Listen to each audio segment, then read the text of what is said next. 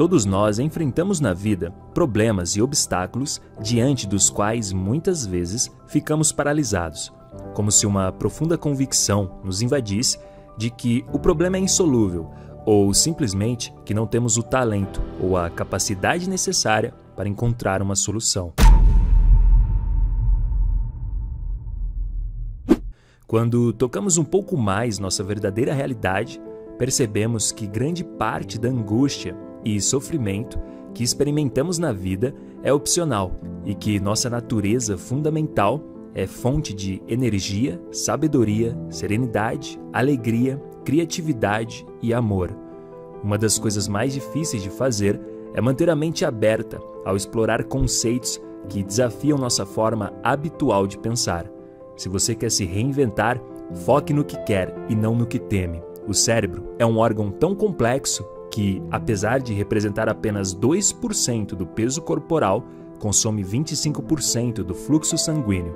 Quando emoções como o medo e a desesperança nos dominam, ocorre um verdadeiro sequestro cerebral e não importa o quão inteligentes sejamos, nossa inteligência não brilhará em lugar algum. O que torna a maior parte dos problemas insolúveis não é a dificuldade do problema em si, mas a nossa sensação de pequenez ao enfrentá-lo. Por isso, a verdadeira capacidade para resolver problemas de maneira criativa passa por conseguir que, ao nos aproximarmos desses problemas, nosso cérebro tenha o grau de equilíbrio necessário para funcionar de maneira ótima e encontrar uma alternativa de solução eficiente. Nossa mente é como um grande mapa em que, de forma mais ou menos oculta, se encontram nossas grandes luzes e também nossas mais escuras sombras, aquilo que nos impulsiona na vida e aquilo que age como um lastro para evitar que alcancemos nossas ilusões e sonhos mais preciosos. Somente a partir de uma perspectiva que nos permita contemplar como as distintas partes desse mapa se relacionam entre si, poderemos projetar estratégias de ação mais efetivas. Nosso mapa mental tem a forma de uma circunferência, porque uma circunferência não tem nem princípio nem fim. Nessa circunferência podemos distinguir dois grandes espaços. Um desses espaços, embora exista, é invisível aos nossos olhos, como se estivesse desenhado com essa tinta invisível, com que muitos documentos secretos foram escritos e cuja mensagem só se tornava visível ao serem aquecidos por uma chama. O outro espaço que existe em nosso mapa é visível, e nele se encontra tudo o que sabemos e tudo o que sabemos que não sabemos. Uma águia não é melhor que uma galinha, e, no entanto, vê 82 vezes melhor do que uma galinha, e, por isso, pode ver presas a mais.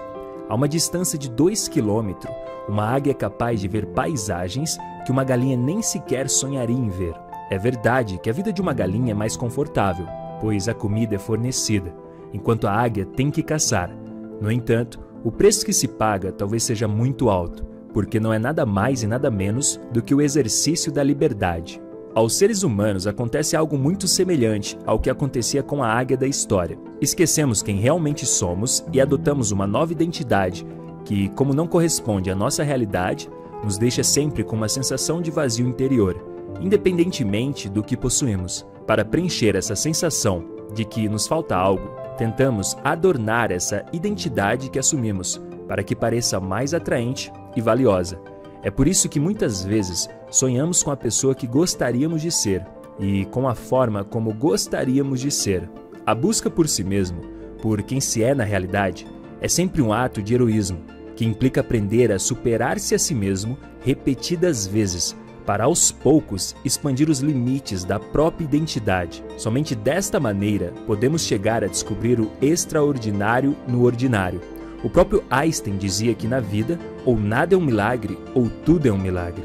As palavras criam realidades. As palavras abrem gavetas emocionais de maneira rápida e automática.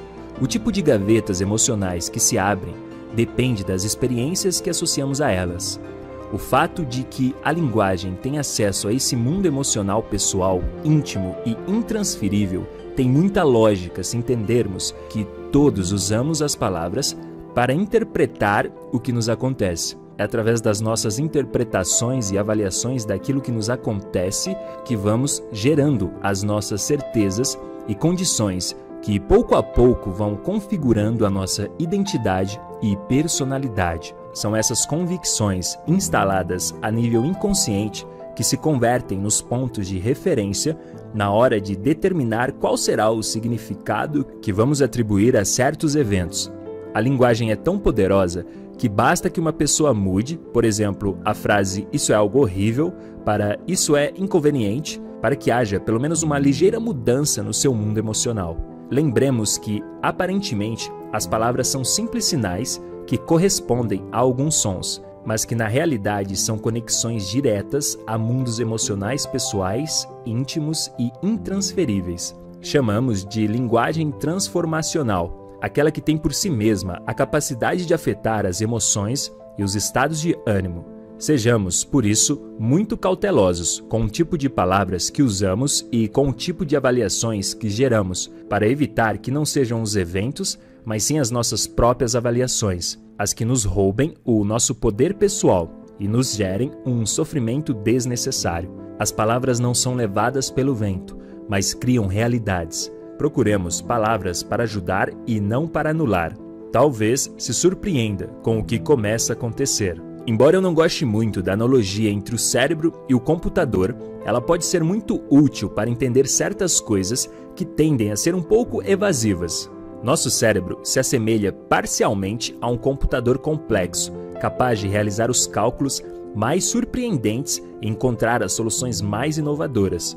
No entanto, assim como o computador funciona de acordo com um programa, nosso cérebro também responde a um software que está localizado no plano da mente. Um computador magnífico com um software medíocre gera resultados medíocres. Da mesma forma, um cérebro excepcional com um software mental limitante só produzirá processos limitados. O software mental é principalmente criado através de experiências. Essas experiências se tornam os pontos de referência que decidem como o cérebro deve operar no futuro. Lembre-se de que, embora não vejamos nenhum poder em um copo de água, quando ele se transforma em vapor, é capaz de mover os pistões de máquinas muito poderosas. Para concluir esse vídeo, comente, compartilhe e crie. Comente dando sua opinião, ideias ou contribuindo para a comunidade nos comentários abaixo do vídeo. Nós sempre lemos e nos inspiramos com depoimentos sobre as mudanças que estamos causando em muitas pessoas. Compartilhe para ajudar mais pessoas a conhecerem esses conceitos. Compartilhe o conteúdo com seus amigos, conhecidos, em geral, difunda o conhecimento para que mais pessoas possam se beneficiar dele.